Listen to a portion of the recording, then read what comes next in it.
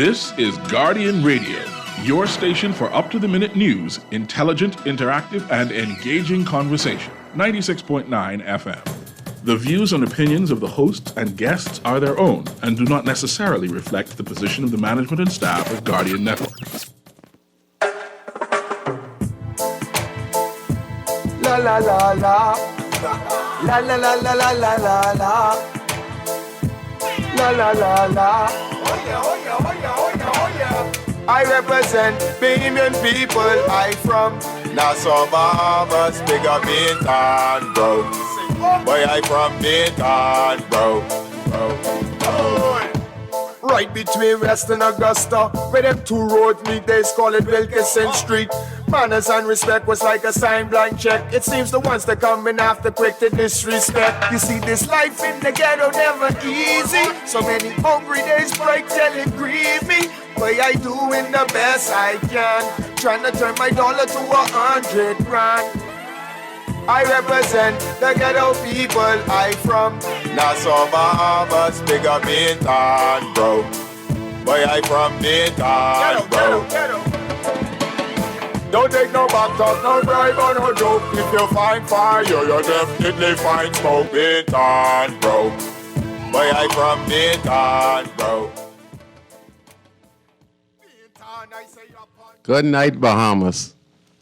And welcome to Guardian Radio 96.9 FM. I am your host, Valentino, host of the talk show Inside the Inner City that premieres every Friday at 6:30 to 8 p.m. Telephone numbers tonight are 323-6232, 325-4316, and 325-4259, and you can text us powered by BTC at 422-GR96, and you could also listen in at 969 Cable Bahamas. I hope everyone is having a wonderful Friday evening, at least Friday night. I know you're going to take your wife or your girlfriend out to have a nice meal and enjoy yourself. Those who are driving, please drive with due care and caution. You know, there are also pedestrians walking. And just have a wonderful time tonight. And most importantly, remember to always have self-control. So if you're out there going out to the nightclubs or to the local bars and restaurants, you know, and there's a disturbance where you can avoid it as much as possible. Because as you can see, we're losing so many lives. And if you notice, you'd see like it's the same thing, just different guys. Sometimes it be repeated offenders, but most times those guys, them also get their demise. But it's just that someone picks up that same spirit, and we've seen it where young guys are just driving in the car, pulling up to a particular spot, running out, you know, and then shooting randomly. And, you know, we just had a 4-year-old shot, and then the next young man killed, and the next injured. And this is occurrence all around the country. A few months ago, 2 months ago, we had the same incidents. We had the same incidents in Mason Addition. We had it in Bintan, all over Bintan. You know, we had some incidents in Camp Road. So all in all, it's the same thing happening over and over, just sometimes same victims. Same repeated offenders. You know, just the mindset is just keep on transcending from one person to the next. So yeah, so going out to the nightclub, always remember, you know, that you have persons who are thinking like that, who are very violent. So avoid that as much as possible, okay? You know, so if you go to the nightclub and someone trying to have a little argument with you, try as much as possible to, you know, calm the situation. And if you have to leave. It ain't the fact that you're scared or not, you know, it's the fact that there are consequences even when you know, self-defend. And, you know, so the best thing to do is just have a calm, complex mind, knowing how I should say, when to just deal with the situation. De-escalate the situation. Yeah, and it's a pleasure to be your host on Guardian Radio 96.9. Today's show, we're going to talk about plans to outline for a criminal cannabis regime. They're talking about medical use will be legal, small amounts to be decriminalized, and cannabis to be permitted for religious use. You know, I'm going to comment on that, and then we're going to talk about urban renewal, which I think was a great invention by former Prime Minister Perry Glassman Christie. I want to show you, not show you, but I want you to listen in how we played a very important role of establishing that particular inner city program to help develop the inner city people in Nassau, New Providence. And I want to just show you that I feel that the urban rural centers, besides the music, where they're situated, can be more impactful. And when I'm talking about impactful, I feel that, if the urban rural people who are in these centers were given access to the Ministry of Environment, they have access to the police. If they have access to probably, Ministry of Housing, Ministry of Social Service, which I think they do. But I mean, we have to make it a priority because I feel that the urban renewal program could be 10 times more effective than what it's doing right now in these inner city communities. But first, we're going to talk about the outline for the cannabis regime. And we're going to start, let me read in the Nassau Guardian. You also have it in Tribune. So let me just read a little part of it. The government of the Bahamas yesterday, let me see. Man, it's so dark in here. All right. Sorry. All right. Released a component of its cannabis. Hold on, man, I can't even see too good.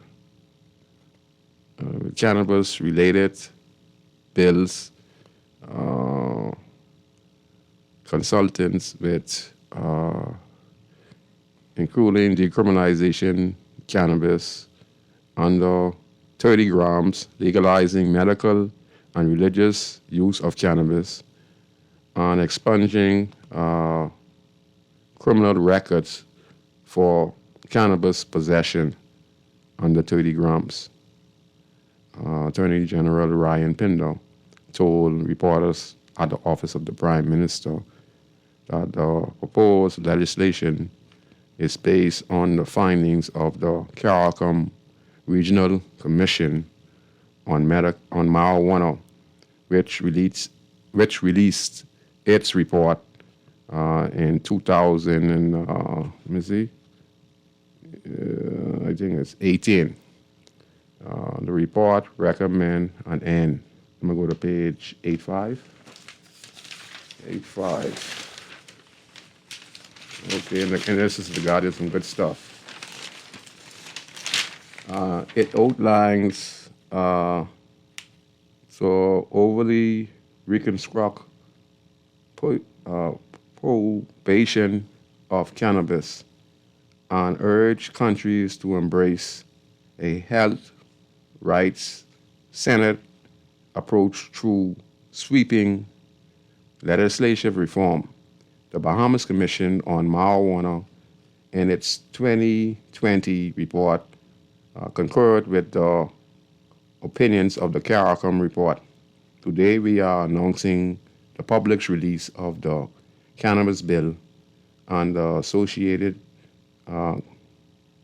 of legislation which would create a framework for regulating the cultivation of cannabis as an agricultural crop and allow for certain medical, scientific research and religious uses of cannabis in the Bahamas, Pinder said. And the consultation process to solidify feedback from Bahamians is already underway. We have been conducting a series of small sessions with organizations and interested constituents throughout the past week.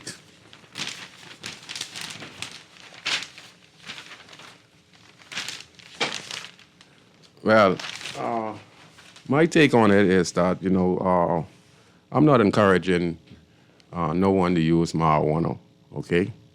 But I'd like to say that this marijuana that we're facing in the country today was a natural grown substance. It's green, and the world leaders who at that time fear cannabis because cannabis, you got cannabis Earl, people were making Jane's pants out of it. Cannabis also gives more oxygen back to the atmosphere than many of the coral reefs, in abundance. There are cannabis medicine, cannabis, people use it to make fuel. There's so many uses for cannabis, but the world bound it. The World Health Organization bound it and make it a criminal element.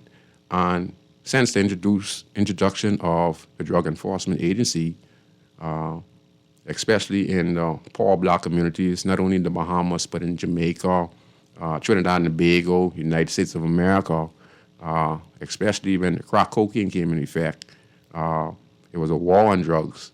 And when they came down with the Drug Enforcement Unit and the whole drug enforcement DEA thing around the world, where we also signed on back in the late 80s. And they targeted persons who were selling cannabis. And many of the persons, 3 strikes, they would give life imprisonment to describe their family structure.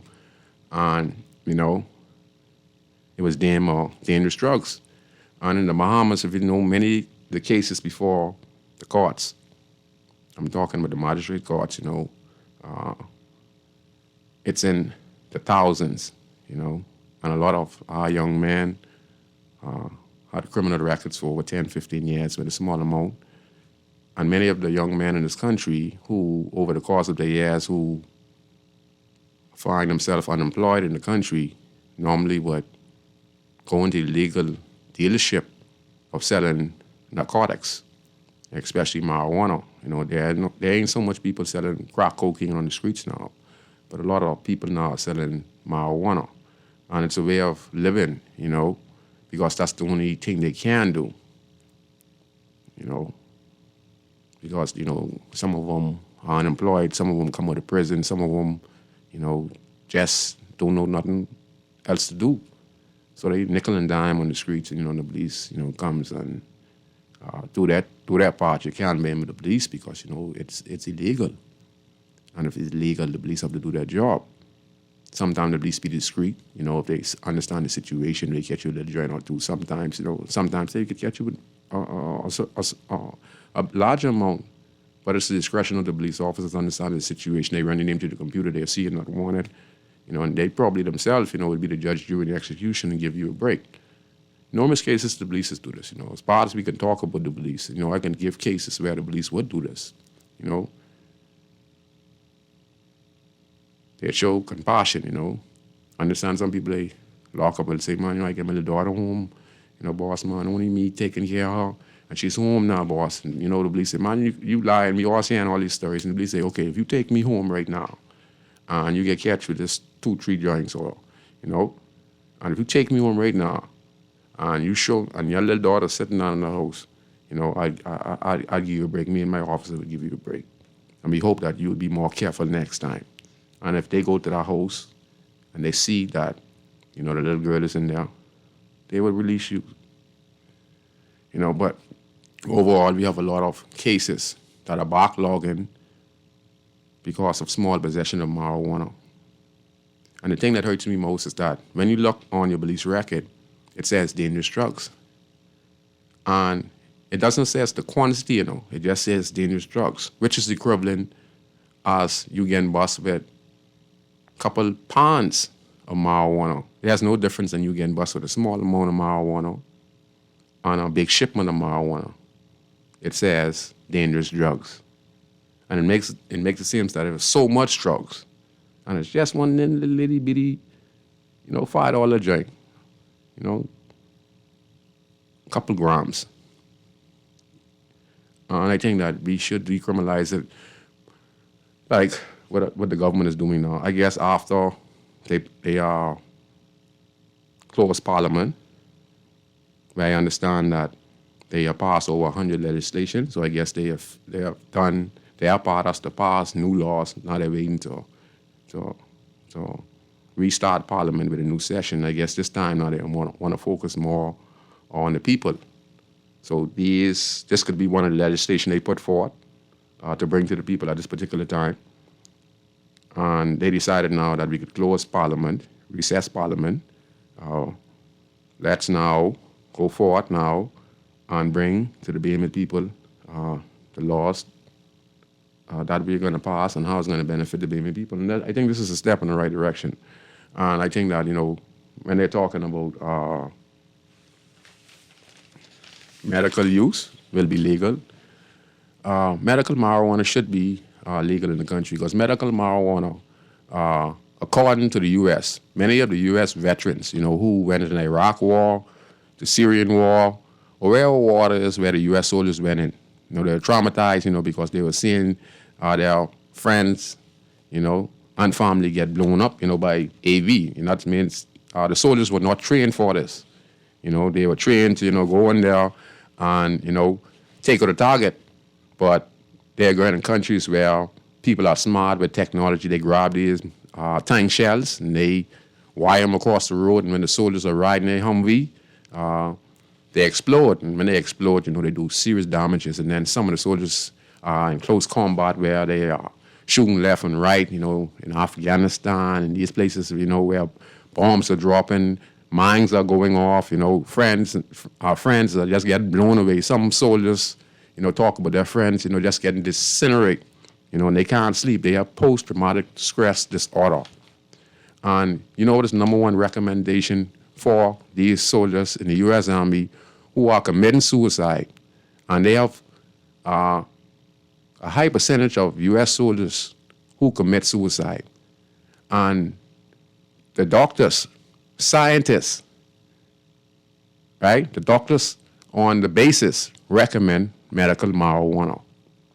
These, and still the soldiers, and many of them were given medical marijuana. And this, has kept them going because when they're using it, it calms them down, I will also say, as far as small amounts to be decriminalized, I think that's a big step in the right direction because we save the courts a lot of time. The police now could be the judge, jury, and executioner now because if they could catch you with small amounts, they just give you a citation. And most of all, with the small amounts to be decriminalized, I don't want the Bahamian public to think that you should abuse the fact that the government of the Bahamas is going to pass decriminalization of small amounts of marijuana. We have kids in this country. We have people who don't smoke in the country. So I hope in the government, when they say recreational use, that they allow you to use it in your yard. If you get catch in the road with it, walking in the road with it, smoking it, you should get a citation, $50 the first time, $25 the first time, second time you're walking in the road, you get $25. And as long as you keep on walking on the road with it, you will get a citation every time and it'll go up. So if you do it twice, it's $50. Next time you do it, $75. Until you learn that, go in the back of the yard and smoke for recreational use. Because we still have to have rules and regulation and respect for others who don't smoke marijuana. You can't be smoking on the bus. Oh, it's legal now, and you could be smoking on the bus while it's passengers on the bus. No. That is not recreational use. That is abusing and trying to prove a point by being an idiot. You understand? So I hope this point is well made. That if it's decriminalized in small amounts, and you get catch with a joint or two, you could get away, but you just need to be more careful and understand that the law ain't playing, and you also have to be a concerned citizen. I get some comments on Facebook. Let me see if I can see them. We get Sarah Hansen here. She says, yeah. Let me see. Let me go close. Excuse me for a second. Says, yeah. They playing games with the people. The bill they talk is what they talked about before the last election. Sarah Hansen, my good friend, you're making a lot of good points. I'm not pro-drugs, but I'm pro-choice. So I don't feel like marijuana should be decriminalized, given the benefits that are being shown. If an adult wants to, if an adult wants to use marijuana safely, I don't see how it affects anyone else as long as they're not driving. In my experience, there are more problems associated with alcohol abuse than with marijuana abuse. That's Sarah Hansen, my good friend. And yes, she also says, yes, respect for others is key and keeping it out of the hands of kids and teens. Yes, ma'am, you're quite right. My boy, Mr. Wright, good night to each and every one of you. Good comments. Good comments. And for me, oh, man. I did something wrong just now. Why they do this now? You gonna press something on Facebook just now? I can't believe it. Okay, I'm back. No. Okay, I'm back. Oh, sorry. Good night. 1 second. Go ahead. Good night. Yes, good. I'm the gentleman that spoke to you last week about going to college. Okay, yes, sir. So when we meet, you'll be able to have. That's excellent. That's excellent. Go ahead, sir. So, listen, I am a college graduate. I have a master's degree in my area, and I want to make a point about the marijuana thing that I don't hear anybody talk about yet. Go ahead, sir. Now, I don't. You smoke marijuana? I can't say that public on air. No, so I say used to. Yes, sir. Okay, good. Now, yes, sir. If you smoke marijuana and that first 1 or 2 pulls, I don't know if you remember the times it bring the coal up off your chest. Yes, sir. The big lump of coal come off your chest. Yes, sir. Now, I don't know why it does that, or, like it's almost like it isn't supposed to be there, but the reaction is the coal comes up off your chest. Mm-hmm. The next thing that I don't hear anybody talk about, in the night, I can't sleep. And what I do, I get about 2 pulls of that, and I sleep like a baby the rest of the night. Yes, it relaxes you. Yes. Yes. So these are things, I guess they're not no science behind what I'm saying. Mm. But I am telling you facts. When I can't sleep, I have me a little piece there. I get a smoke of that, and I go to sleep the whole night. Because, see, I got money problems. Yes, sir. Stuff like that, and business problems. Go ahead, sir. So I need to be able to sleep. And that brings the coal up off my chest. Yes, sir. Because I have asthma. Mm. And you don't want to see the lump of coal that comes up sometimes. Just take 2 pulls of it, and you'll be surprised to see the amount of coal come off your chest. Now, there's no science behind this. Go ahead, sir. I'm just stating something that happens to me. You talk about you personally, so go ahead, sir. Yes. So I just want people to know that out there. And this is to say science hasn't explored this part of it yet. Go ahead, sir. So when they are talking about the ill effects of it, there are good effects of it. Mm-hmm. And it's more to be explored about this drug. Mm. So I just wanted to put that out there. That's my 2 cents.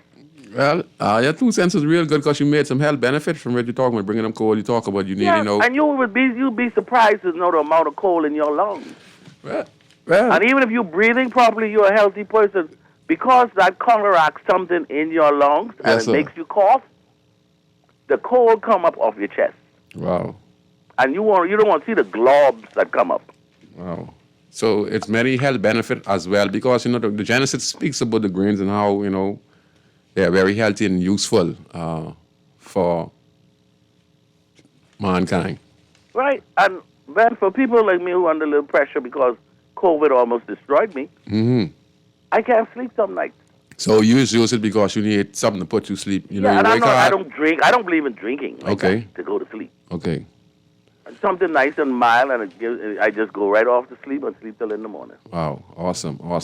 Now, I don't go out. I don't use it in the day because I don't like. No, you use it. Nothing in the day. You're not abusing it. Business in the You're day. doing business. So that's the point I was going to make. After you finish the call. No. I don't even like the smell on me. No. You use it for a certain time after every dinner, and you want to go sleep because you get awake in the morning. I don't like to smell it on people. Yes. I don't believe you should go out and be around people because that odor. For some reason, the odor is foul. Yeah. But It's good to Yes. relax. Like you say, at home. Yes. Use it at home. Yes, sir. Back of But the this- yard, side of the yard. Or like in your bedroom, you lay In your down, you go bedroom, home, you yeah. relax, you're watching TV, Yeah. and you catch a little puff, and there you go right off to sleep like a baby. So I could ask you a question. You know, Sarah Hansen, when she was on just now, and she was making some valid points. What do you think about driving and smoking a blunt? No, I don't think that. No, that's being ignorant. That you're just like that don't drinking. make no That's just like sense. drinking too. Yeah, that's like drinking. That is not for you to be driving around. Because the odor is foul. You're bringing heat on yourself. Mm-hmm. You look stupid, like you say, you're an idiot. Why you can't just smoke at home and then go out? That's right. Why? And take a bath, get the scent off you. Okay. So Makes people sense. can think you're decent. Makes sense. But these fellas, they ride, then they want to know why the police stopping them. When they roll down the window, the smoke almost killing the police. I like to hear you laugh, Scrooge. Like I tell you. So, yeah, I see what time they roll down, the police got a fine. And all them, and they're eating the marijuana, but they got so much, they got these tinted windows. The police don't know what he's up when they roll down the window. He don't know what he can see or smell. And he's finding the smoke trying to see who in the car. Yes, sir.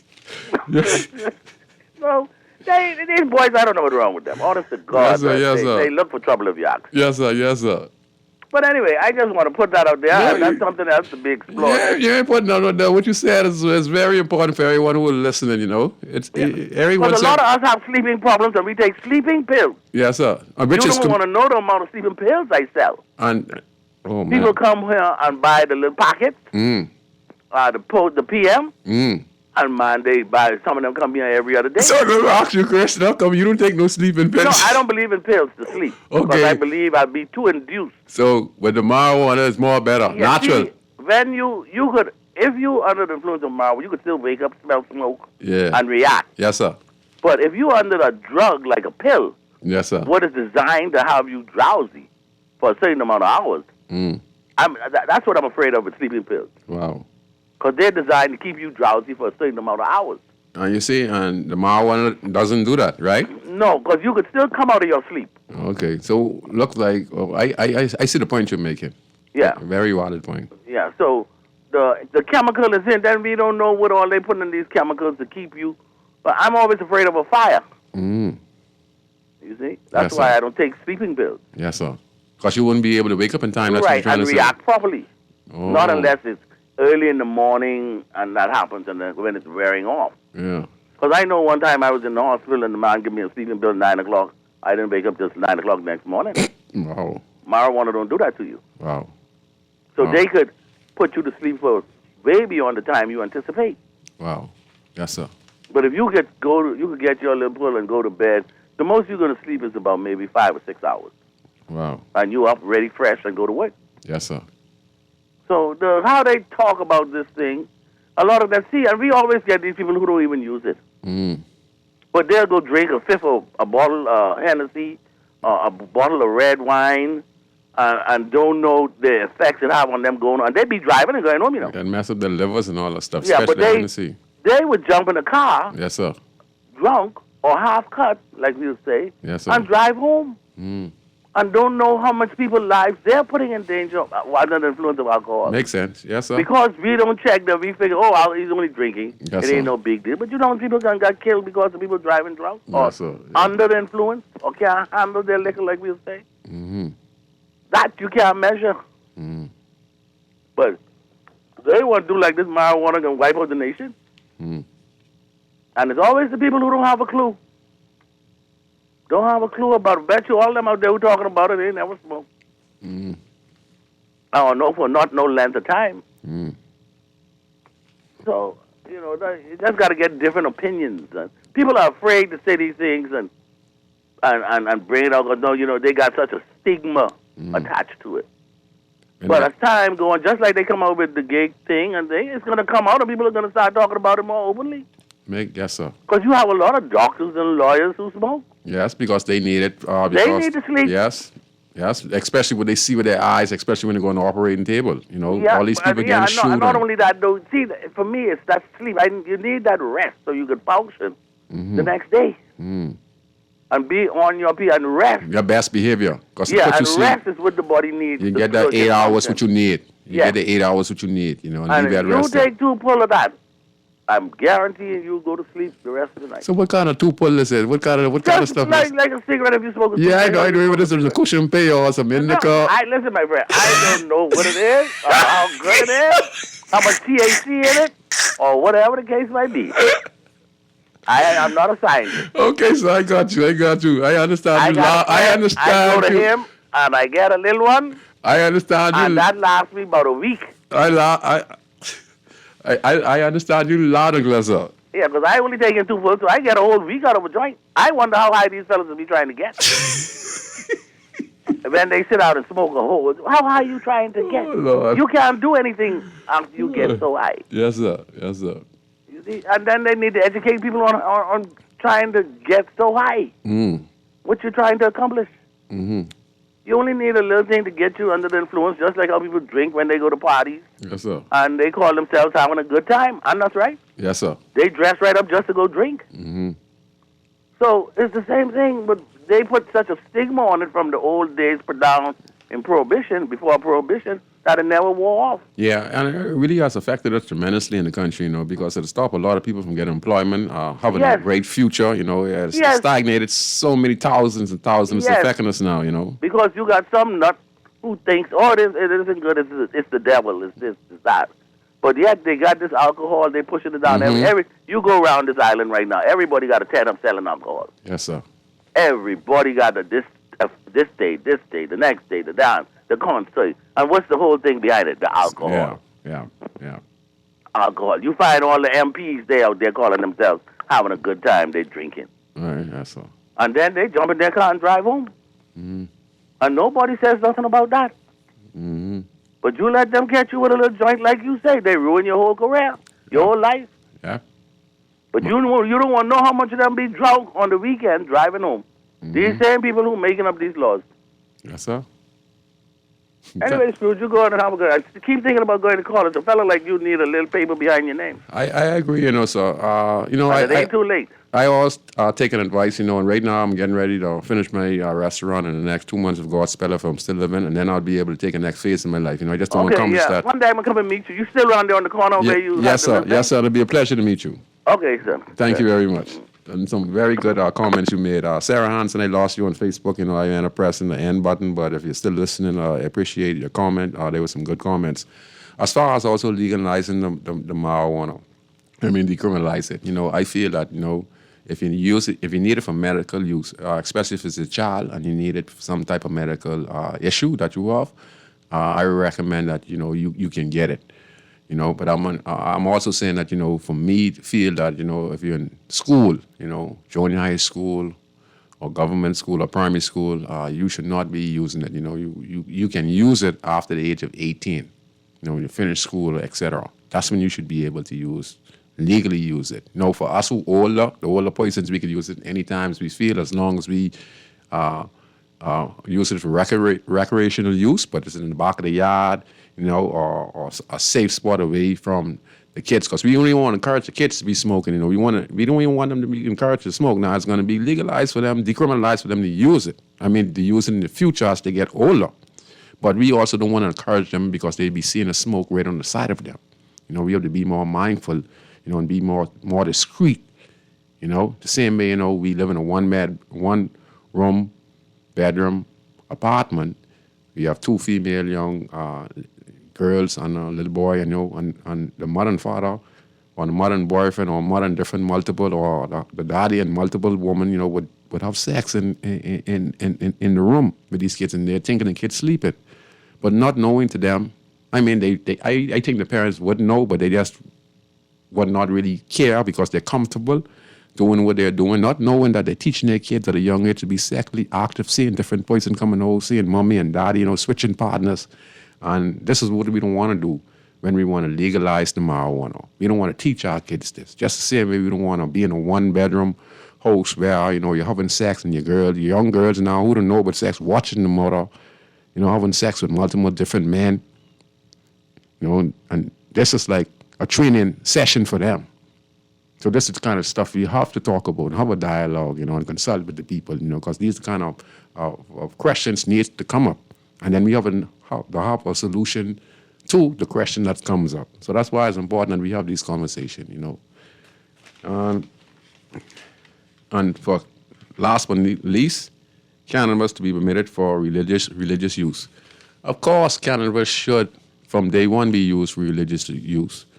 Because the Rastafarians are not no troublesome guys or no one who are against the law. The Rastafarian, I think, if you really follow their religion, they teach about peace. You know, they know about the natural order. So for all these years, as the Bahamas government and Jamaica government, you know, especially these Caribbean countries, you know, that persecuted the Rastafarian for over 50 to 100 years or more because, you know, they're the closest one who really came from Christ. You know, if you listen to what the real Rastafarians, if you listen to the Naya Bingi and all that stuff, you'd see where they're in tune with the Father, you know, with nature. You know, they don't destroy, you know. They have a principle and morals they follow. They were never violent until, if you look in Jamaica, you would see where the government, you know, came down on Rastafarian where they were arresting and even shooting down Rastas in Jamaicas just for smoking marijuana and just for wearing clocks on their foot. Yeah, clocks, people. Clocks, shoes on your foot. You were getting killed in Jamaica for those. And arrested. And Rastafarians who were smoking their marijuana were persecuted by Jamaican government. Prime Minister at that time. And they passed a decree where there's cutting Rasta here. And in the Bahamas, we took on the same morals. And, you know, that's why I talk about the Christian church. And the church never defend the Rastas, you know. Fast they can say the church was against the Rastafarian here, and it's coming out of the Bahamas.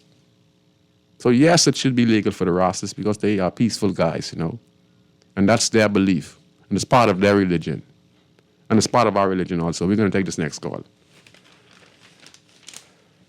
Go ahead, caller. You're on Inside in the City on Guardian Radio. Now, for Scrooge, what's up? Heading blessed.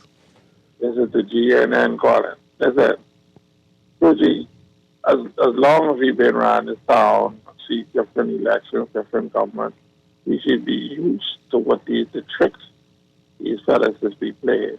You understand me? Anytime something big is about to go down, and they really don't want the Bahamian people to be thrown into it, they put a distraction. They throw out the distraction. The marijuana thing is just a distraction because they know Bahamians gullible, and any topic they throw out there, could change we could jump for everything. Change the momentum. Exactly. From the real issues. Scrooge, you know what's going on out there? Yep. We got rapists, we got children being arrested and whatever. We got crime, high crime. Yes, sir. Murders, all kind of things. And you talking about marijuana. If people go smoke, who go smoke anyway. That's a distraction. Better than that, they just put them gay bears out there for you to talk about. That's why I finished my comment. That's why I finished my show for the day. Remember I told you I have 2 topics? There's only one half. Yeah, Follow the next half. That's a distraction, you see? I give you a good distraction in the second half. Yeah. Okay. Yes, sir. And I agree with you, sir. You know, this law is supposed to be passed a long time. Those who want to smoke should smoke.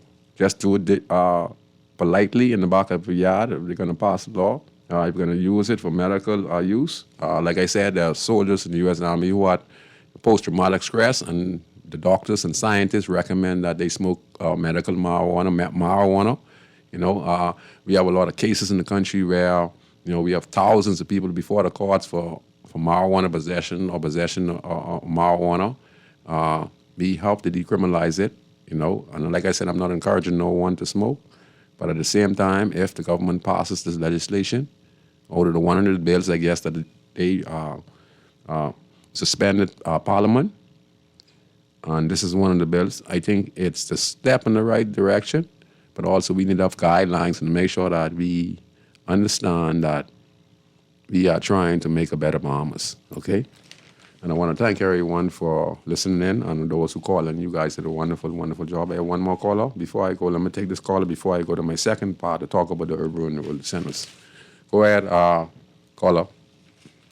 Hey, Scrooge. Hey, Good what's evening. up, Graham? What's up? You know, it's very interesting what you said. I've been watching it I used to host a radio show back in 2008. Yes, sir. We started the year with the same subjects. spousal rape, marijuana, same-sex marriage. It's almost like clockwork that every year they bring the same distraction, eh? Yes, sir. You know what's sad? 2 things on marijuana. One, will the poor people just be able to be users, like they can drink a beer, but they won't be able to grow in large quantities? Like the medical Like marijuana. Like you can't now brew beer, but you could use it, eh? Yeah. And so will we leave that for the rich people to be the growers? Distributors and growers. See, because if that's how it's going to be, no, I don't want it. It needs to be where the rich people can't touch it at all. It needs to be something that's just for the poor, for them to get rich off of it. And when we talk about marijuana, there are 99 uses for marijuana, from drops to tablets. Here's some. Go ahead. Here's some example, Graham. But when we move the smoking part away, nobody wants to talk about it anymore. I have a 200-year-old document written on hemp paper with hemp ink. Yes, you can take the oil and you actually can dye it and make an ink out of it. And it lasts from 200 years ago. That's right. But when we take smoking away, no one wants to talk about it. None of the good, medicinal purposes. See, I got no problem with people smoking, They could smoke crack if they want, but they need to sign a paper saying that when they come to the hospital at 40 and 60 and they have lung cancer, that you and me who didn't smoke wouldn't have to pay extra national insurance and national health insurance that's coming next to cover them. Okay, I see what you're saying. Yeah, see, because that treatment for lung cancer may be like thousands of dollars. Okay. I mean, you and I got to pay more for that because there's no study that says putting water or smoke of any kind in your lungs is good. Not to cut you off. So also we should pass that to the LGBT, for those who the transgender who change their sex, because their healthcare is very expensive. Also, we should throw that in 1 2 8 gram. Well, anything. We could even go down to the level of people who eat sugar 24 hours a day and make themselves sick. Yeah. You shouldn't have to pay for that because you do exercise and try to eat healthy, right? So your NHI, when it comes, should only be 2% of your paycheck, where somebody who wants to smoke, they should pay 20% of their paycheck because it's going to be very expensive for them when they get older. Wow. And so they should have contributed. But you know what the problem with NHI, NIB, and all of that? What's it? Where the money gone? Where my VAT and my NIB money gone? They rewarded because I done pay plenty.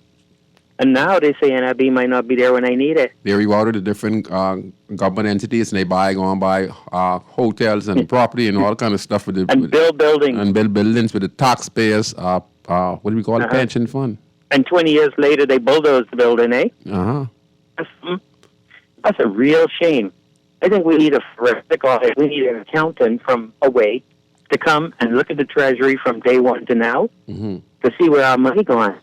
You remember the environmental disposal of fee money? Like when you bring in a cell phone and car tire and car, you pay that little extra charge? That was a couple of years ago, right? That's been going on now from, I think, 2014, whatever. Have we collected billions of dollars? Yeah, where the money going? And the VAT was to pay off the debt. But now the debt keeps getting bigger, and they still collecting the VAT. So where the money going? Boy. See, they can cause one of these people to win by accident because they're doing too much foolishness. I can leave you with this, Scrooge. 50 years of being treated like a second-class citizen in Bahamas, while the foreigner got everything they wanted. And I have not gotten one new hospital from 1952. If anything happened to you or I, we got to go to that same UBP hospital. Isn't that something? And make a prime example, I was watching Eyewitness News, and this lady, she had an appointment to the hospital from a few months ago, and she came to the Bahamas. She couldn't even get her appointment. They had to send her back on the family island for something that is very important. She didn't even have no time to get on the operation table or operation, just like what you're saying now, Graham. It's crazy, man. Speaking about that, 50 years we've not built one city. I don't mean a big thing like New York. I mean just like Nassau is a city one story tall. We've not built one city in any of the 700 islands. God can punish us. Remember the story in the Bible of the talents? We go and hide our talent. Wow. 50 years, not one new city, not even one new airport. Look at Long Island. and they want to talk about they celebrate. What you celebrating? Can't go into casino. Can't have a U.S. dollar account. Can't trade a stock in New York. There's a list of things Bohemians cannot do. Discrimination in 2023. But you know what? The man told me change is here. I don't know what that means, but it got to be better than what I had. Because I don't even get a hospital. Only thing I got in 50 years, I can leave you with this, Scrooge. Go ahead. Is new potholes. Do me one of them Hubert Ingram laugh. Anyway, I can see you later, eh? Okay, Grandma. Thanks a lot, Grandma, for calling in. Yeah, everyone is passionate, and he makes some valid points, He talked about, no new hospital in the country, and the lady from the family island, who had our appointment to come down and do our operation, for a very long time she was denied access because the hospital had no space. And, she had an opportunity to come to town, and she needed her operation. And then she was denied it because they just don't have the space. I think people who go into politics, honestly speaking, I think they go into politics just because it's something like you want to be a teacher, but being a teacher, you have to be able to have a caring heart because you're going to have a lot of kids coming there with different attitudes, some coming in there mild, some coming in there very tough, some coming in there very hurt. Some coming very rough, so you're going to have different personalities in the classroom. And the teacher have to be able to deal with each and every one of these personalities in a different way. She's going to have to show compassion on some, and then some she's going to have to be a little more aggressive because they're accustomed not listening. And a lot of people don't go into politics to really go there to help people. They go there because, it's something that's passed down from their family generation, and they, had the opportunity to go away to colleges because they're family members on both political parties or high-end family, They work hard for their money, And some of them gain their money through politics, and they use that to send their kids to school. And when their kids go to school and they marry into one another family, they don't go into politics to really help nobody. Many people go into politics to get rich and to get vengeance against a colleague, who at that time, offended them, or they have a family scuffle, Prime example, we had former Minister of National Security, Marvin Dames, and then we had the former Commissioner of Police, Ellison Green Slade. And then there you could see there was a dispute going on between two of those guys. They were two cops, who were fighting for leadership of the Royal Bahamas Police Force. Both of them are politically bound in both political parties. Both of them were sent off. And then when they returned, one was given the title as commissioner, and I think one was given the title as assistant commissioner. For a few years, the assistant commissioner hanged on. And then, he was able to join a political party. he grew up in the ranks of the political party, and then he was able to achieve his position as Minister of National Security. Even though he started to speak, whereas, there's no vindictive here, and the commissioner is going to be secure on his appointment as commissioner. There's going to be no political interference. There's no malice in whatever the situation is.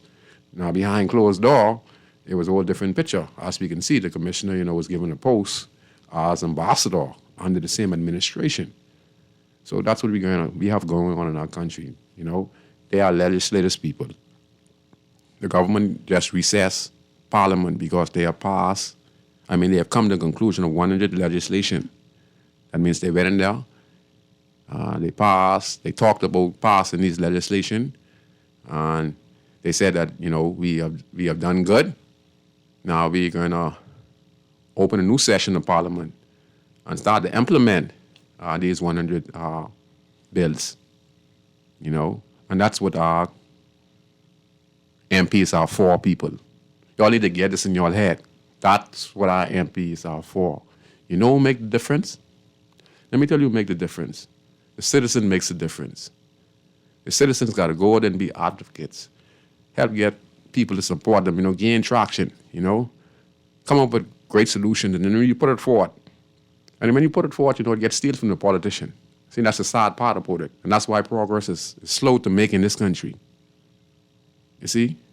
You can come up with creative ideas that could change the country, Some of them will listen to you. Yeah, write it down. And then cast you aside because, they're intimidated by you because you're a smart person. You have great ideas.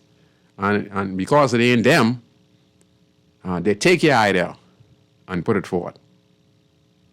You understand?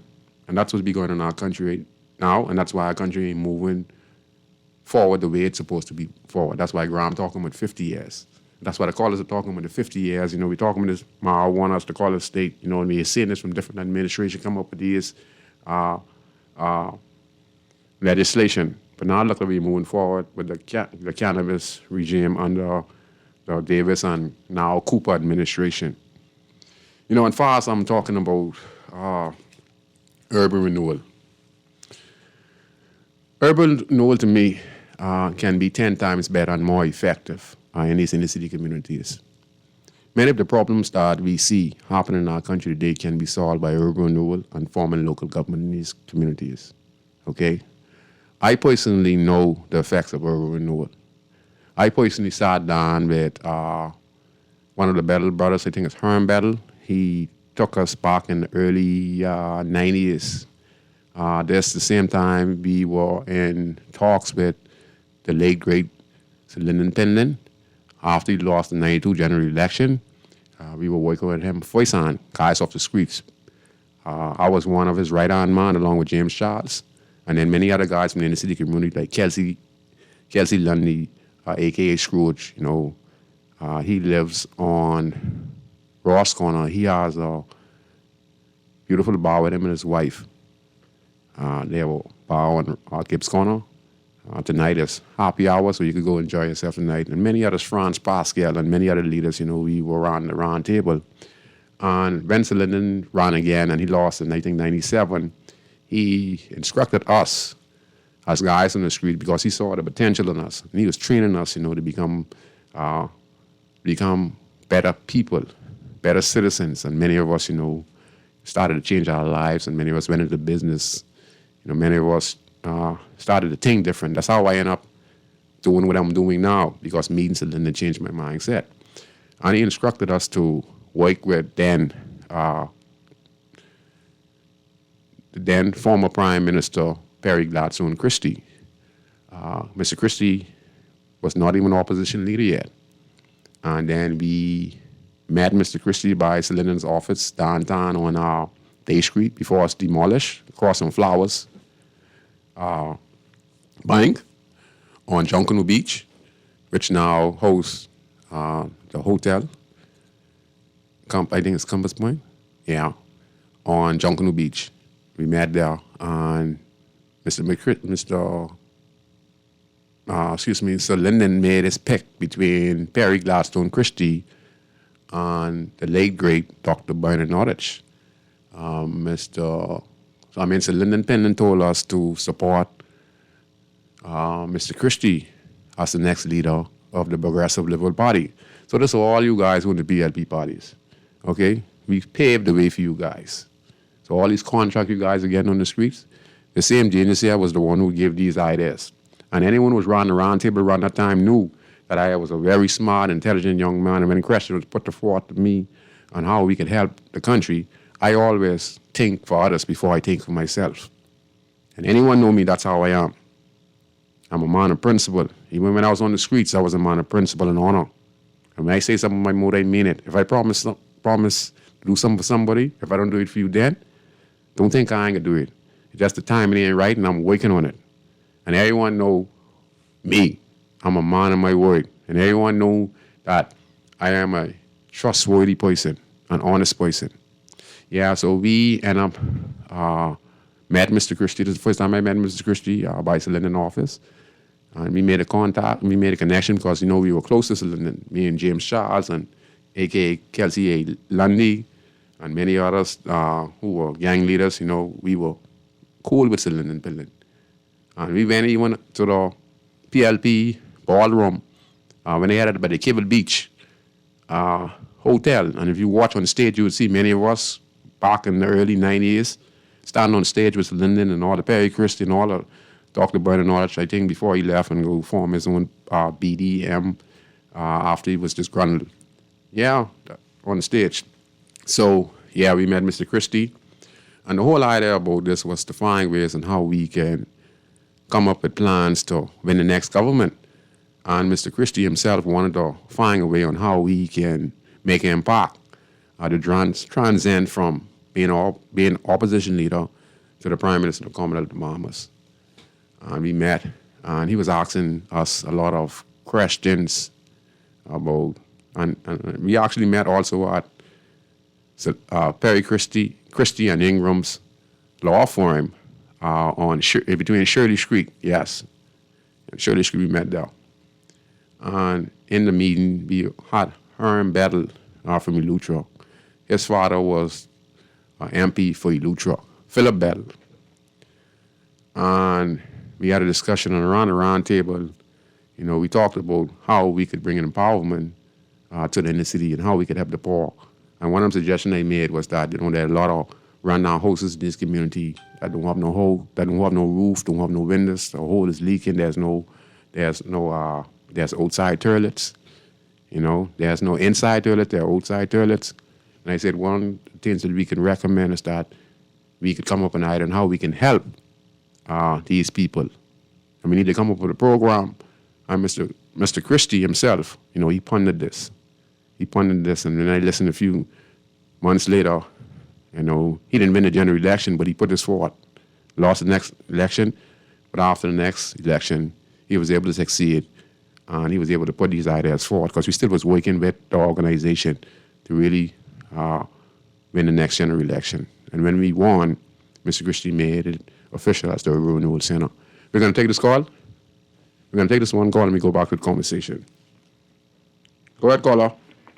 And a pleasant good afternoon, my good buddy. Yes, good night to you. Sparky here. Yeah. How you doing? I'm fine, sir. Sparky. Yeah. I always listen to you talking about your days. But I remember my days before Sparky, you. hold on. Listen. See this where you go wrong. We all remember my days. There ain't no time for that right now.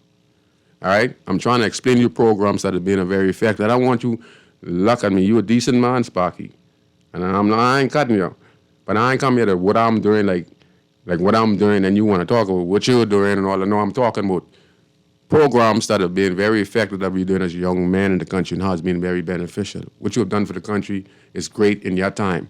No one discredits you for none you're doing. I think you're great. You're a great call-in talk show person.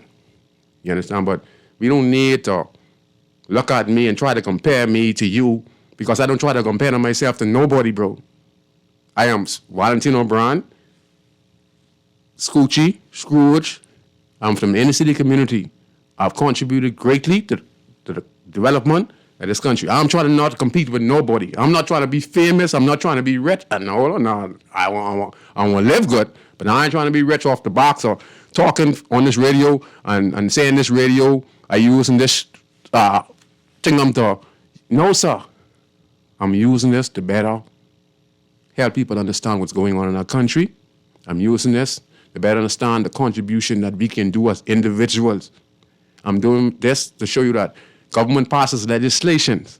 We as citizens like yourself, Sparky, can contribute greatly. Like you've contributed greatly over the years because you've told many stories. But I'm talking about a story now that was directly what we were involved with. With all due respect to you. No disrespect to you. I'm not trying to compete with nobody. All these other talk shows, also on Gotti Radio, I'm not trying to compete with none because I don't have time for that. That is not what I come here for. I ain't come here for that. I could care less about any one of those talk show hosts. I respect each and every one of them for their contribution. I don't hate on none of them. None. No talk show in this country. I don't try to compete. That is not my thing because I'm not that type of person. We need persons in this country who happy for everyone who are doing well and supportive of everyone who's doing well in the country and be unsupportive of when we saying foolishness going on in the country and make the decision to stand up for what's right in the country. And that's what I am. That's what I am. Me. That's what I am.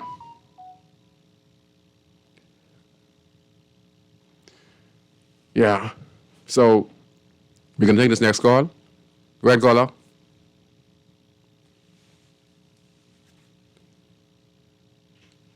And we talked about Mr. Christie.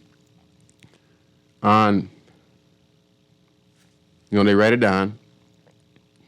And they was able to pass this legislation, and we started the urban renewal program. And Mr. Christie, as much as I'd say things towards him, I'd also talk about the good, because me and Mr. Christie was like this. I was Mr. Christie right on, and let me just tell people this. But I stood for what's right. I never got a government contract under Mr. Christie, even though I was his right-hand man, because I always stood up for what's right. Remember one time when Mr. Christie lost the election, and he said, there are some people out there who he feel that he let down because he know he had the power to help them, and if he get back in power, he'd help them. I was one of those persons he's talking to, because I stood up for what's right. So when you're talking to me, okay, before I check for myself, I check for my country. People who I don't even know, I stood up for and still standing up today. And many people out there persecute me because I tell my life, I talk about the church, and I talk about all this stuff, and many people will be against me. But let me tell you something. I was chosen by the Father. You understand? And I don't have no army. You know who's my army? Me. I's my army. With God. And Yahweh behind me. I don't need no one else behind me. That's how I feel. That's how I ever was. And anyone tell you when I was in the gang, they could tell you I was a soldier by myself. Never run to nobody for no help. Everyone had to come run to me for help. The border set of guys in border, in the gang, had to come to run to me for help. I never run to nobody for no help. Anyone could tell you that. Never, ever run to nobody. So that's the type of person he is. Yeah, so I feel that Mr. Christie took it, made legislation, and then he started to give the government at the time, the PLP, started to give back, started to give side road contracts and etc. And looking at the Urban Renewal Center now, they are limited to performing the way they're supposed to perform.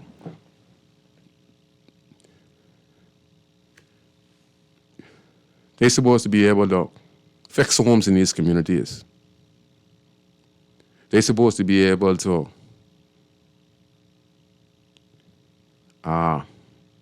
sponsor sporting events and events happening in that particular community. They're supposed to be able to help people turn on their lights and fix their roof and fix their toilets and etc. If there's a problem with a resident in the community who have a problem with the next young man, the next young person in the community, the information that is gathered by the community residents who can talk with the Urban Renewal Center to liaison this information to the proper authorities in the Urban Renewal Center.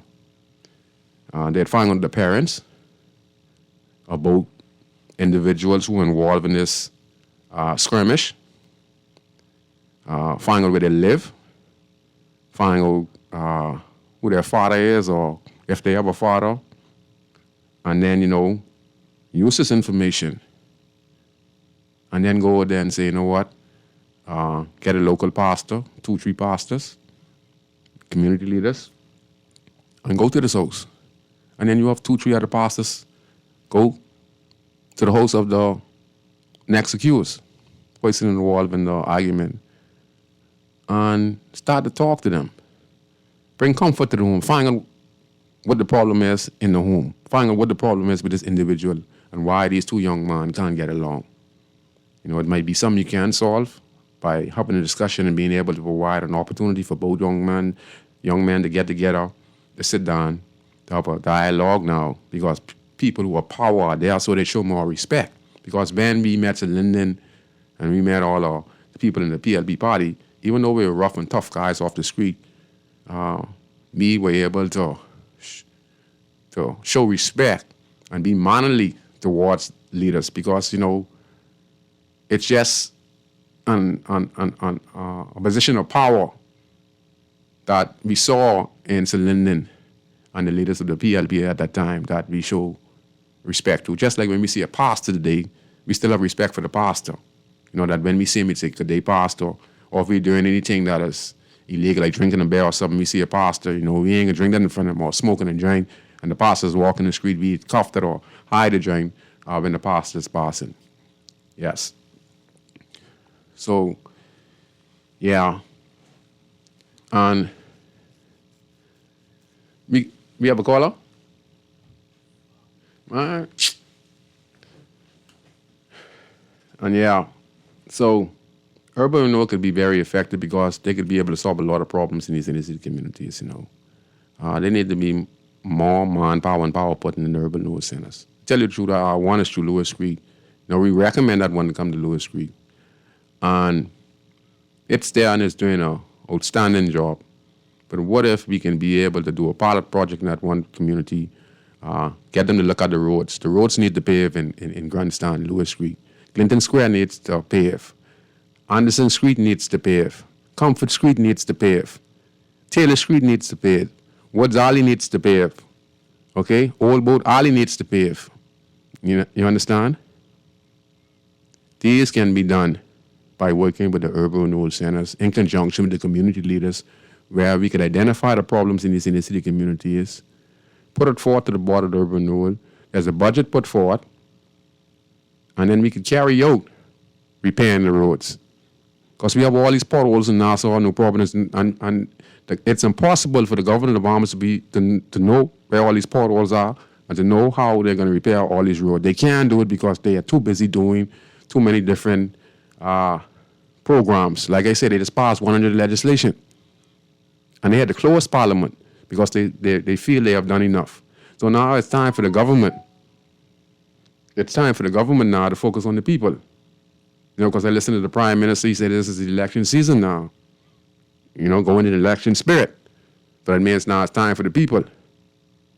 So urban renewal could do that. We need speed bumps in these communities, And we could recommend these things to urban renewal in these particular communities. We could identify hotspots, all abandoned houses, and we could give opportunities to the people who live in these communities who are carpenters, plumbers, and etc. Because there's so many homes need to be repaired. I understand the problem that a lot of people don't have papers for the house. We have to bypass that now. Because it is what it is. We need to bypass that now and let's go with a comprehensive plan to repair homes. Remove all abandoned cars. Remove dialect houses from through the community and houses that can be repaired. This can happen through urban renewal. That's the true essence of it from I see from it. That's how I feel. Right now as it stands, they are limited. They're only doing, they did back to school today, through Lewis Street. They gave a lot of backpacks. That is good. But they can do more. That's what the program is there for, to help the people. So if they're to help the people, get the community leaders more involved. Those who have ideas, not the community leaders who don't like one another.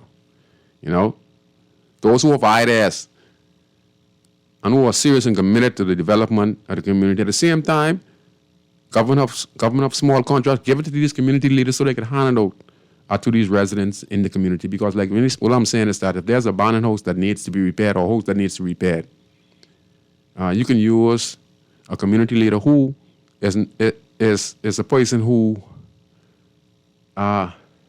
is a person who is respected. Means that he have no ties, or he have ties to a political party, but his goal or her goal is to be transparent of giving out the works and the contracts for those living in the community, regardless if you're PLP or FNO, or you're no part of no political party. Your job is to go in there and to bring people together, to show that the government of the country is committed to helping the people, not just helping people who are part of that party, and because you get a contract and you as a PLP or you as a FNM, you don't like me because I live in the community and I support the FNM or I support the PLP and you don't like me, but I'm the one who can make things happen in the community because I know what the community needs, and I could work with you and we could work together and we could make your government look good and make me look good as a community leader and help so many different people, and we accomplish a lot because we had saved so many lives. We'd put so much smiles on people's houses, on people's faces. You know, you can imagine us working together with urban renewal, the community leaders, hiring people in the community, and we're fixing up our community. We're moving dialect vehicles. And then we could go to a point where we could say, you know, I listened to the Minister of Environment, I think it's the Honorable Warren Miller, and he was talking about the outline of the ministry, and one of the projects or legislation or plans of the ministry was to buy abandoned buildings or houses in the community and turn them into community centers, to turn them into productive training centers to assist with empowerment in the inner city community. So these kind of stuff, you know, you could identify a old building, like I said. You know, there's high unemployment in the country right now, okay?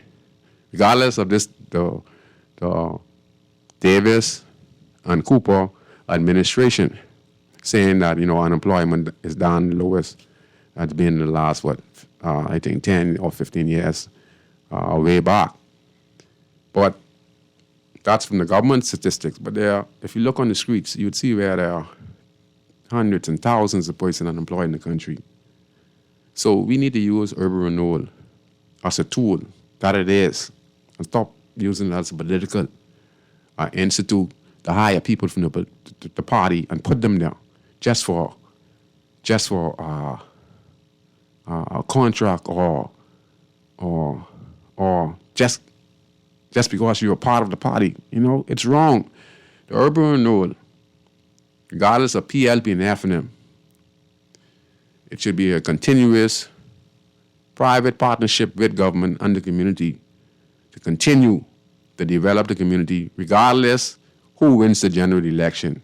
I would like to see which prime minister or which party would say that urban renewal now is going to be a private partnership, even though it's still part of government.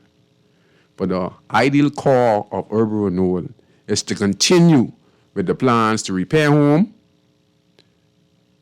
It's planned to wide small businesses.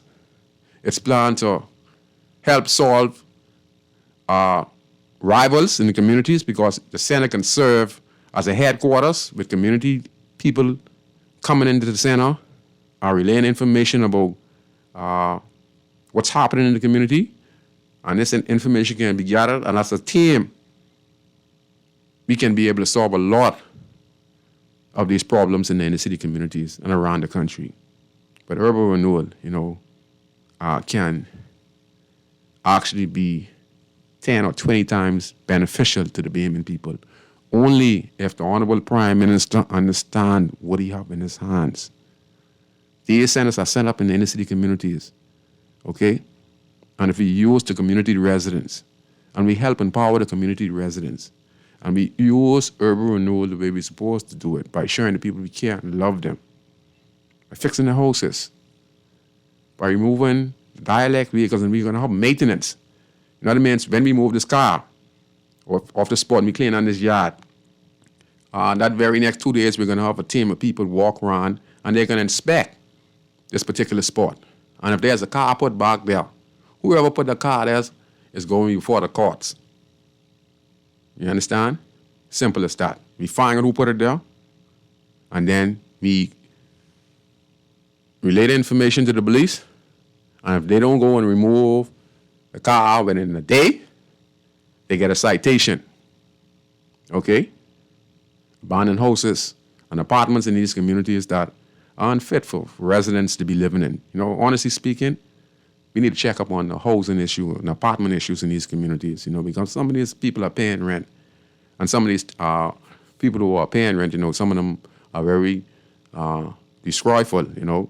They destroy the tenants, you know, they destroy the person dwelling, who they're staying in.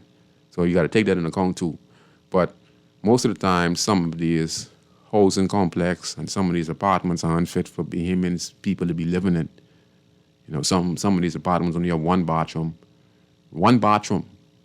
and you have like about 7 rooms or 8 rooms, 1 bedroom or 2 bedroom, but one bathroom where there's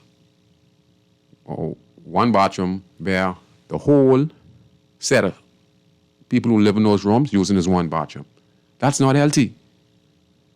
You know, and it causes a lot of problems because when I use the bathroom, I can't use the bathroom. Suppose someone go use the bathroom because, you know, I have diarrhea, and then someone's in the bathroom bed and they're trying to get in the bathroom.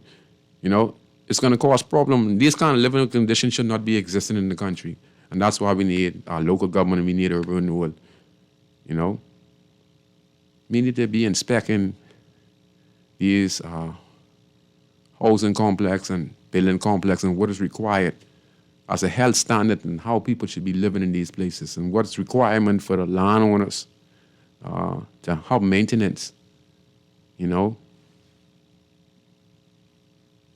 Maintenance and to make sure that the yard is in well condition, the water is healthy, you know, hot and cold water, and et cetera. Make sure that all the bathrooms are in working condition. The yard is kept clean, you know, because you look at some of the yards that some of the landlord own.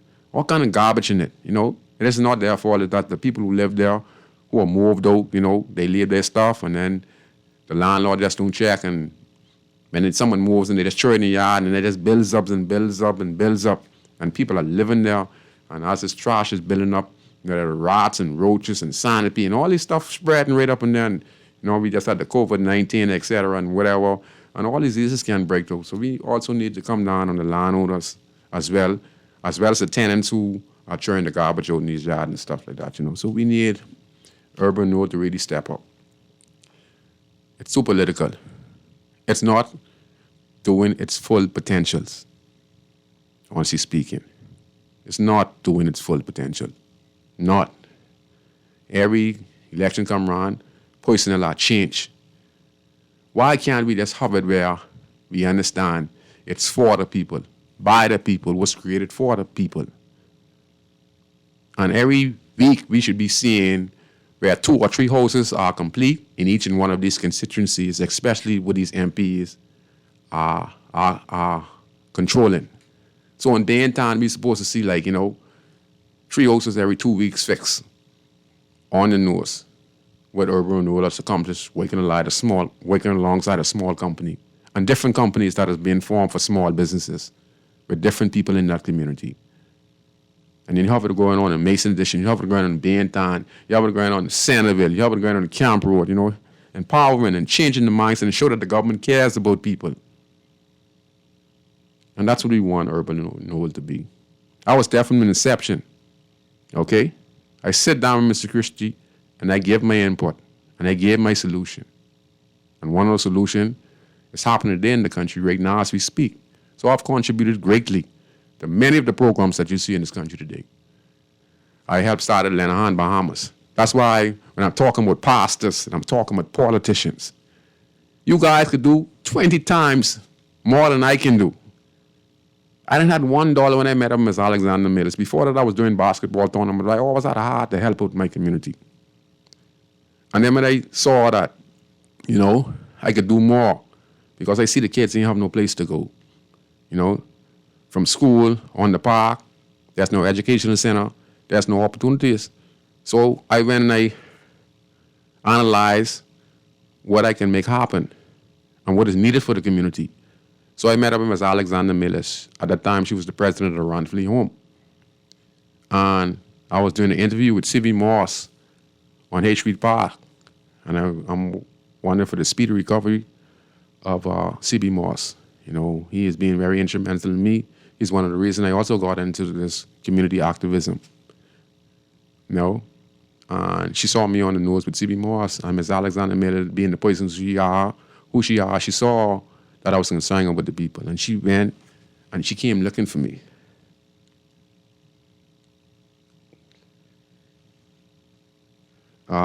Miss Bain saying, oh, this, okay. Nesh, Miss Bain, she's saying there's a Woods Alley abandoned house problem. And this kind of stuff we're talking about, there are about 4 or 5 houses abandoned to Woods Alley. You trying to tell me you can't get a guy like one of the guys from True the Corner? So make this a priority, and then you could provide employment for at least 20 or 30 guys for at least 3 to 4 weeks, and then you can move on to the next community. But yes, this is the kind of stuff we want to talk about. This Miss Bain, this Nish, she lives through Woods Alley, and she is saying that, they have abandoned house issues. These houses got to be used for low-cost homes. The government saying they're looking to purchase, according to when they listened to the Ministry of Environment, Warren Miller, when he gave his speech a few months ago, who was a close friend of mine, so I'm going to meet him Monday and have this discussion about him and see how we could get some of these pilot projects going, because they look like they don't know where to start. So I'm going to present myself one last time and to see if we could come up with a solution for these abandoned houses, these abandoned cars, all these rats running around in the community, and see how we could help beautify and change the mindset of the community residents. So yes. So I see a niche. Yeah. Last but not least, recommendation like the urban renewal can also be useful like this. That's what it's for, community policing.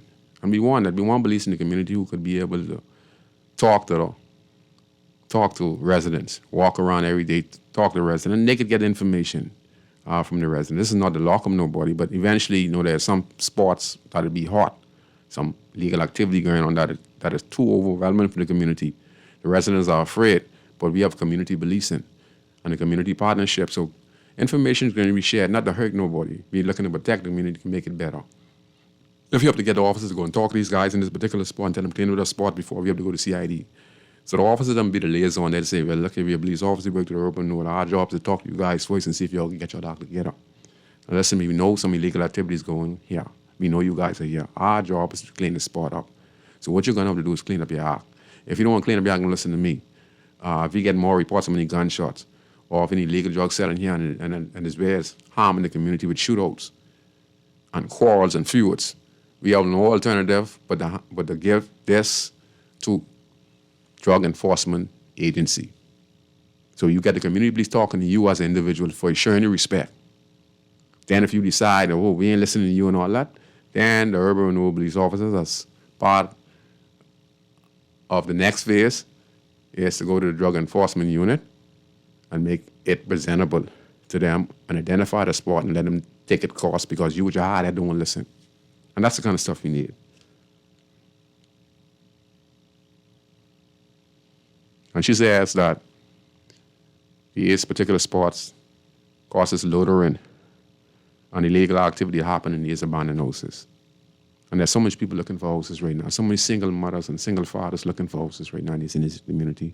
And the ministry, I think, of the ministry of, Environment, listening to the minister, is looking to purchase homes in these communities and turning them into community centers. Probably you could take some of these homes and turn them into homes for single parents. It's beneficial to the community. What do you say? And they're the kind of ideas we need to present to the Urban Renewal Board, and that's what the Urban Renewal got to be all about. And it has to be a bi-partnership where it is a part of government, so that when government change, the F&M government can't come in and say, we want to put our poison in here and we want to change the dynamics of what's going on here. We're going to fire all these people. No, we want to keep some of these people, enroll them, and continue the program and continue to develop the urban renewal, since it's a part of the government, both government system now. The F&M has it and they do their version when they come in. The PLB has it and they do it in their version when they come in. See, it's a mix-up. When the PLB come in power, they want to do it this way. When the F&M come in power, they don't want to do it the PLB way. And when the PLB come in power, they don't want to do it the F&M way. And they fire both people who are all vehement. And who say this, we're going to put the Egyptians against the Egyptians. You understand? She's saying, Central police officers don't know the community. Let me see. Let me see. Central police officers don't know. Let me see. Central police officers don't know the area. Only common guns or drugs reported. And that's true. That's why we need community policing, you see? Because they know the community. They know each and every resident. So when there are two young men who have a beef in the community dealing with firearms, this information will already be known by these officers.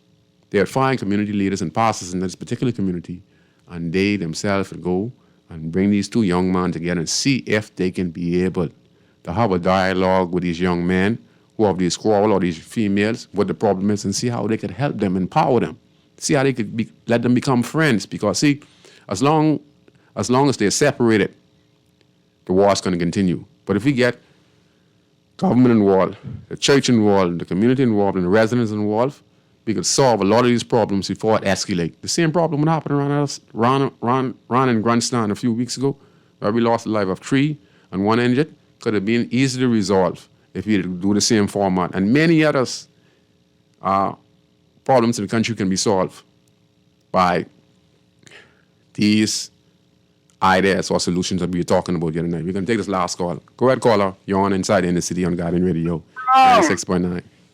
How are you doing, sir? I'm fine, sir. Good night to you. Very, very good. I've been listening to you for a very long time. Yes, sir. I'm proud of you. Thank you, sir. Very proud of you. I am familiar with your family, Stop it. your grandmother, your brother Arthur, My uncle. Prince. Yes, sir. You know, Barry Brennan. Yes. Yes, sir. You know my family. You know, Yes. my grandmother, Louise Brown, she passed away. Me and Arthur were supposed to go to St. Augustine. Okay. The Father Marcion Peters sent him at the Pratt and all those, and Father Bonaventure Dane, and Father Theophilus. It was common in those days to be a part of the Catholic Church. Yes, sir. The Catholic Church has done more to help the black people in this country than any other church. Wow. Had the Bahamian people stick with the commitment to the Catholic Church and the order, many Bahamians would have been helped. Wow. It was a certain order they give. They help people. They used to be hungry. Bahamians would get cheese, they get milk, wine, all these things that were necessary for development. Of course, there was dishonorable people in the faith, Mm-hmm. you know, but there were many persons Who were good. my cousins, them, Godfrey Propinder and Bill Pinder and them, and Rock Crusher, you should know Bill. Yes, sir. They named the park after him. Yes. But your father, Randall, and Harry Brown, and Bursell, you know Bursell? Yes, I know all of them. Yes, passed away. Bursell, is he still here? I think he passed away. Yeah, I was wondering because I noticed he was having physical Yeah, problems. my auntie Ruth just passed away about 6 months too. Ruth Meadows, she passed away too, one of the sisters. Have my sympathy. What Yeah. about Harry? Harry's still there. Harry's still there, sir. Randall, what about Randall? I just saw my father yesterday. And Yeah, today. yeah, he's called me cuz. We are family. Yes, sir. Yeah, the Pinders, you know. But like I was saying, as a people, Yes, sir. the Christie administration brought in this urban renewal situation. Yes, sir. How they follow up completely with the plan. Yes, sir. Yes, sir. Without corruption involved, you know, being fair. That would have been a marvelous solution Program. to the urban Yes, sir. problems that we're having. Yes, sir. Because you had the direct communication with the police officers who would have been fellowshipping with the community. There you go, sir.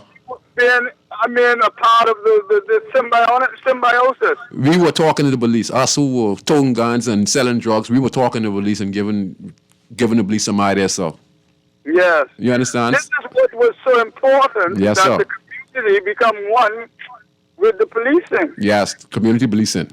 People only can do wrong if they don't see no other ideas, you know. You're so right, sir. We don't know You no give people opportunities to grow and develop. in the inner city community. Being trapped or forced or bribed or cajoled. You know, people want something that is going to motivate them and excel them to a higher level of development. Yes, sir. But we continue to just see people and psychoanalyze in our mind and be judgmental, and we think we know them more than God himself. Talking the real truth, sir. To those that know that they know, follow them. But those that knows not that they knows not is a fool. Avoid them. Avoid them. We've been given instructions, you know. Yes. The Bible is basic, Bible. Instructions. Basic instructions. On how to live and how to be prosperous. Before leaving earth. And how to live. You ain't going to heaven, you're going in the grave, wherever they put you, commit you. But your spirit, according to the Bible, lives on. Job 7 said the dead didn't know nothing. You go back to the earth, and the earth is who? The earth is the Lord. Yes, sir. Huh? Yes, so sir. you commit back to from whence you came. So you go back to the Father. From dirt you came, from dirt you shall return. Yes, sir. Regardless of whatever situation you go in, carbon dioxide would multiply, and then you would just disintegrate. Huh? Yes, sir. It's a serious thing. Yes, sir. I want to send my love to Bremen, Darlin, Ferguson, and those Vincent Ferguson there in Span Street there in Frederica. I know Miss Wallace children. I'm disappointed with you, Valentino, that you don't address that issue. What's the issue is that? With Bremen, Darlin, Ferguson, and the Wallaces. You know them. Why are you disappointed in me, sir? Because you here in Bremen for over a year complain about the problems that he was having with the Wallace's family. All of them know him from Bremen is their grandfather. Why they disrespecting Bremen? Come on. What the people name and well, it's like this, sir. I ain't God and I can't be everywhere. There's only so much I can do, so I don't know. Other people are gonna up there Bremen, so I ain't God and I ain't Jesus, and Jesus can help everyone, and God can. So it ain't up to me. No, we know that you're not God. I can't be everywhere at once. You understand? But what the boy named Dorset there? Mr. Dorset. Pastor Dorset? Well, he listens to the radio. He's a pastor, so I think they should. Everything was going on. Yeah, so I think the point should blame to the pastors in the community who bring when he preaching. I mean, he talking on radio. They live in the community. They should go help him because I help people in my area. I'm blaming you. I'm blaming you, my brother. No, I say you blaming me. You know, out of the goodness of your heart, knowing the Wallace family and Tweed and Blimp, Tweed named Anthony. You know, the Wallace family just had two of their loved ones killed back to back. But you see, the problem is socialization. Okay, then. So we need to train our people to know how to behave. Yes, sir. So it push you nothing to be kind and good and decent. Yes, sir. What 1 Corinthians say?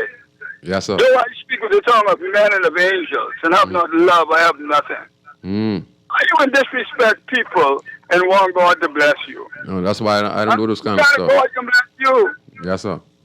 We got to be conscious, make a deliberate effort to be conscious. Yes, sir. And strive for growth and development. I all for that.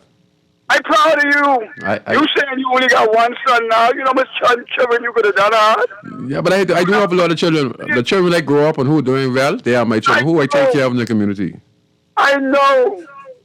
I know the environment. I know the community. They're my children. A man like you having opportunities. If you were sexual, you would have all them girls. I know that I financially set, and I don't want to go and impregnate no woman who I can't take care of and take care of a child. I don't want to be a weightless father, so I make sure I limit myself that what I can handle. Phalanges or penile penetration. Yes. But use a reality. Use a reality to growth and family development. Sir. You can't go over there and help all kind of children. Parents would do. Yes. You know the consequences of having children. Yes, sir. When spermatozoa meet egg, yes, the sir. ovum is hatched. Yes. The placenta is grown. Yes, sir. And within 9 months, we have a human. Okay. Huh? Yes, so sir. we have to be careful with this abortion thing. This was going on for years. Okay. Thousands of years. I know as a young boy growing up. Yeah. Young girls were having children in the 40s and the 50s. Yeah, not to cut you off, not to cut you off completely all the time. So, go ahead. You could finish real quick. But I'm saying there's no new phenomenon that young girls, they were giving away girls, man. The Yes, mothers sir. and the fathers were Yes, giving sir. away their children. Yes, sir. You didn't know that? Yeah, I know. You said it, so it's out there. It's out there. They're trying to leave children school when they was 12, you know. Yes, sir. But we So they completely, ain't got no opportunities. yeah, but we completely all the time. Take care, man. And call me, man. Okay. Yes, sir. I mean, you see my number. Yes, sir. I can let the producer right now with me. You did wonderful, sir. Because I want to tell you about Lauren Okay, sir. on Arbor. Yes, sir. Thank you very much. Yeah, I just want to read this real comment before I go. They say, good afternoon. The legislation is incomplete and will fuel the black market if recreational marijuana cultivation and use is not addressed. It has to be addressed. And like I said, you know, I was Mr. Chris, one of Mr. Christie's right-hand man. Many of the people who was right around me became very successful because, you know, the contract was given to them, you know, for them to help improve their life. Many of them did, build their houses and do good for their family. So I'm real happy for those guys. On the other hand, Mr. Christie did well, you know, with the urban renewal, the whole idea of the urban renewal. I hope that this is his bread and butter. But I hope him to know, and he knows this, because we were there with the bells, and everything I'm saying to you is true. I don't come on radio lying. Nothing like I'm on radio I lie about. Nothing, because I was never a liar. Anyone who know me know I'm not a liar. Because if I was ever lying on this radio, people would have called in this radio a long time ago, made complaints, say I'm lying. I'm talking with Lady Cheryl Wilson, who I work with 10-point plan for the PLP that won the general election for Mr. Christie. Remember I told you that? Legislation passed for second chance. We're talking about marijuana possession, all this stuff, small business and all this stuff. Lady Cheryl Wilson. And me and her came up with that plan at the Woman Branch of the Progressive Party. That's not only the answer to the urban renewal. What about the Urban Design Lab under the PLP, which eventually turned to the Overlay Initiative under the Free National Movement? All the major programs, when it comes to developing this country, came to me, with me being a part of the number one, what you call it now, consultant, who did it freely for many years. And Mr. Christie did well with the idea of implementing local urban renewal. And if we push more into urban renewal, give it more power, more structure, more community policing, we'd solve a lot of these problems that we're facing today in this country. We know what the culprit is, we know how to solve it, we know how to manage it. Eh? And we know definitely what decision needs to be made to make the community a better place. I'm completely out of time. I want to thank my producer, Ali, for going over. We completely 8 minutes over. I'm really sorry about that. I want to apologize to Guardian Radio because the show has been so interesting. And I have once a week. I want to say to all the callers, all the Facebook friends, Miss Babe, my friend Noel Sinclair, you know, head boy of C.R. Walker. I wish you a very good night. I hope I did a wonderful job on the show. And to my friend Sparky. Sparky is my good friend. No, there's nothing envious or biased against us. You're a good friend of mine. I just don't like when people try to, believe you're competing against one another. I don't compete against nobody. And I don't want to compete against me or believe because I'm doing a lot of stuff that they feel that they trying to throw jazz at me in a slick way. That's how I feel. He'd be trying to throw jazz at me in a slick way. You understand? And I don't live that type of life. I was a serious young man. I don't play games. I was a big man. I make big decisions. I don't play little boys' game or little girls' game. I was a man. I keep my principle as a man. And when I feel like someone trying to, you hear in their voice, like, oh, you're doing so much and I doing this. I could care less. My job is to do God's work. What he programmed me to do. What he programmed each and every one of you to do, you go ahead and do it. You just have to accept it, be able to receive it, and be able to apply. And that's what I've been able to do because I am a calm, collect person who have a harmony to just do good. So I just want to say to each and every one, have a wonderful night and see you next week on Guardian Radio 96.9 FM.